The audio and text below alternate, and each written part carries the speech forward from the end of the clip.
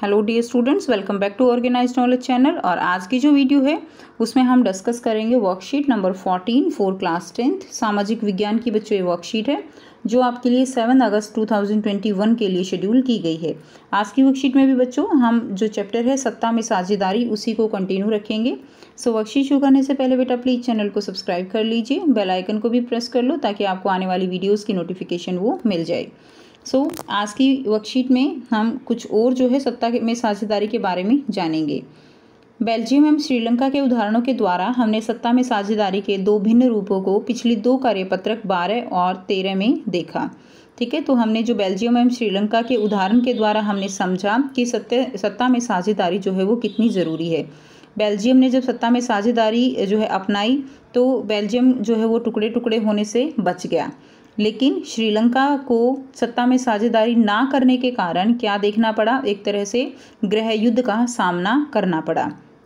Belgium ने संविधान संशोधन के माध्यम से विभिन्न समुदायों को सत्ता में साझेदार बनाया ताकि वहाँ होने वाले आपसी टकराहट को रोका जा सके। तो बेल्जियम ने जो अलग अलग समुदाय के लोग थे उनको एक तरह से सत्ता में साझेदारी करके जो आपसी टकराव था वो बंद कर दिया। ये बेल्जियम के संविधान में संशोधन के द्वारा किया गया था। श्रीलंका में 1956 के कानून द्वारा जो बहुसंख्यकवाद को बढ़ावा दिया गया। ठीक है, यानी वहाँ पे हमने पढ़ा था कि जो सिंहली है भाषा के लोग हैं उन्हीं को प्रायोरिटी पर रखा गया, जो मेजॉरिटी में थे।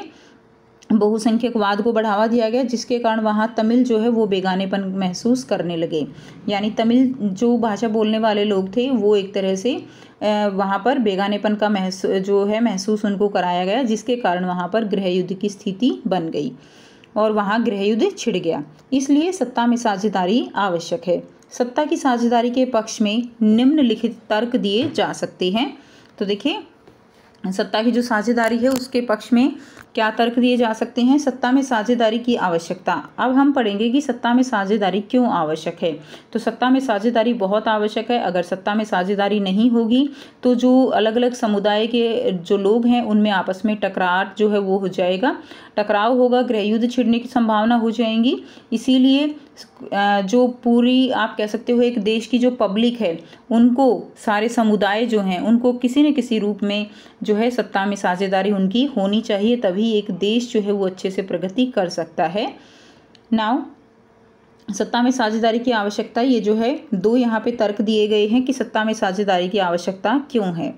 पहला जो तर्क है युक्तिपरक तर्क है और दूसरा है नैतिक तर्क है।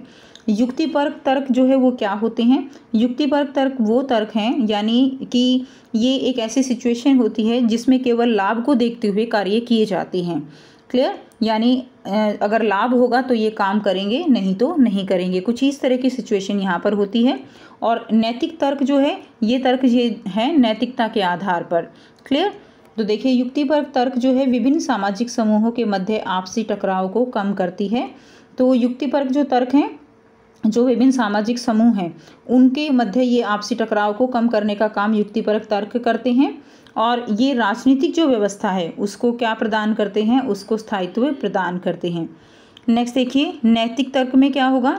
नैतिक तर्क के अनुसार सत्ता में साझेदारी लोकतंत्र की आत्मा है।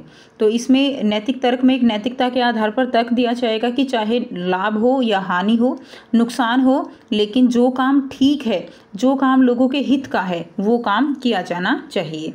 और यही सही मायने में लोकतंत्र है जिसमें जनता के बारे में सोचा जाता है। तो सत्ता में साझेदारी जो है वो क्या है, लोकतंत्र की आत्मा है। सत्ता में साझेदारी बहुत ज़रूरी है क्योंकि इससे जो है डायरेक्ट वो लोग जो हैं वो उस शासन से जुड़े हुए महसूस करते हैं। सेकंड देखिए, सरकार को वैधता प्रदान करता है। सरकार को वैधता प्रदान करने का मतलब क्या है यहाँ पे कि सरकार जो है एक तरह से सरकार जो जनता होती है लोकतंत्र में उसके प्रति जवाबदेह होती है। तो इसीलिए जो नैतिक तर्क हैं जिसमें लोगों के भले के बारे में सोचा जाता है, चाहे नुकसान हो या जो है लाभ हो, उसमें जो लोगों की भलाई हो वो देखी जाती है। तो इसीलिए ये सरकार को एक तरह से वैधता प्रदान करता है। नेक्स्ट देखिए, नेक्स्ट है सत्ता में साझेदारी का स्वरूप क्या होगा।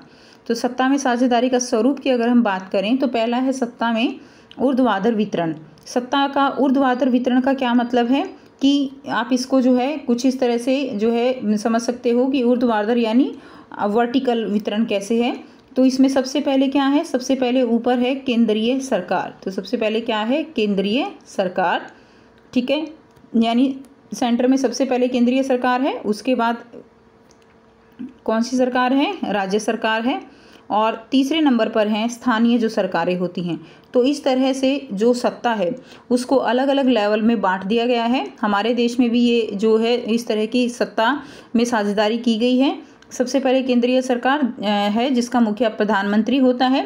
राज्य सरकार है, उनके अंडर राज्य सरकार की अपनी शक्तियां हैं, केंद्र सरकार की अपनी शक्तियां हैं। सो राज्य सरकार है, राज्य सरकार जो है इनकी अपनी शक्तियां हैं, और राज्य सरकार का मुखिया वो कौन होता है, जो चीफ मिनिस्टर है वो राज्य सरकार का मुखिया है। उसके बाद जो लोकल गवर्नमेंट होती है, स्थानीय सरकारें, उनको भी कुछ जो है शक्तियां दी गई हैं, ठीक है, जिनके द्वारा वो अपने एरिया में अपने क्षेत्र में काम कर सकती हैं। नेक्स्ट देखिए, सत्ता का क्षैतिज वितरण। सत्ता का क्षैतिज वितरण यानी इस तरह से आप इसको हॉरिजॉन्टल जो है कह सकते हो। क्षैतिज वितरण इसमें क्या है, विधायिका यानी जो कानून बनाते हैं वो विधायिका हैं। दूसरा है कार्यपालिका, ये जो कानून बनाए गए हैं उनको एक तरह से लागू करवाने का काम ये कार्यपालिका करती हैं। और तीसरा है न्यायपालिका, ठीक है, यानी जुडिशियली। जो भी अगर कार्यपालिका विधायिका कोई भी विवाद होते हैं तो उनमें जो है न्यायपालिका के पास अपनी शक्तियां हैं उन विवाद को सुलझाने की। तो इस तरह से यहाँ पे क्षैतिज वितरण में इस तरह से विधायिका, कार्यपालिका और न्यायपालिका तीनों में सत्ता को बांटा गया है ताकि टकराव ना हो। नेक्स्ट देखिए, विभिन्न सामाजिक समूहों मसलन भाषाई और धार्मिक समूहों के बीच सत्ता का वितरण, जैसे बेल्जियम में सामुदायिक सरकार। तो विभिन्न जो सामाजिक समूह हैं, भाषा के आधार पर, धार्मिक के आधार पर जो समूह बटे हुए हैं उनके बीच भी सत्ता का वितरण जो है वो किया जा सकता है। जैसे कि हमने बेल्जियम में सामुदायिक सरकार के बारे में पढ़ा था कि एक समुदाय की जो भाषा है उन लोगों को अपनी सरकार चुनने का अधिकार है और उसी के आधार पर वो अपनी सरकार चुनकर अपने समुदाय, अपना कल्चर, अपनी भाषा उसको जो है आगे प्रोग्रेस कर सकते हैं। नेक्स्ट है विभिन्न सामाजिक समूह, दबाव समूह और राजनीतिक दलों के मध्य सत्ता का वितरण। इसके अलावा जो भी हमने अभी पढ़ा उसके अलावा जो विभिन्न सामाजिक समूह हैं, जो दबाव समूह होते हैं, प्रेशर ग्रुप यानी जो सरकार के ऊपर एक तरह से दबाव बना सकते हैं, एनजीओज होते हैं। इसके अलावा जो यूनियन बन जाती हैं, अलग अलग किसान यूनियन बन गई, ठीक है। तो इस तरह से ये लोग जो है अपने लीडर को चुन लेते हैं और फिर क्या करते हैं, एक तरह से अपनी जो मांगे हैं, अपनी जो इच्छाएं हैं, अपनी जो मांगे हैं उनकी पूर्ति करवाने के लिए ये सरकार पर अलग अलग तरीक़ों से, धरने से, ठीक है, या आप कह सकते हो रैली निकालते हैं। तो किसी भी कई इनके पास जो है तरीके हैं जिसके द्वारा ये सरकार पर अपनी बात मनवाने के लिए क्या करते हैं, दबाव डालते हैं। और राजनीतिक दलों के मध्य सत्ता का वितरण, और जो भी राजनीतिक जो पॉलिटिकल ग्रुप हो जाते हैं वो भी सरकार पर अपनी दबाव जो है अपनी बातें मनवाने का हक रखते हैं।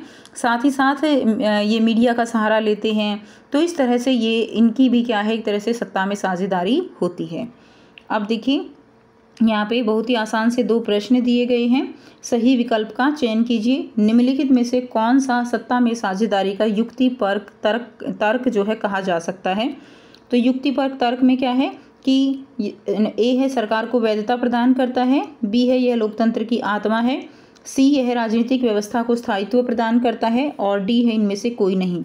तो इसका आंसर क्या हो जाएगा, सी जो है इसका आंसर हो जाएगा, यह राजनीतिक व्यवस्था को स्थायित्व प्रदान करता है। सेकंड देखिए, निम्नलिखित में से कौन सा सत्ता का क्षैतिज वितरण है।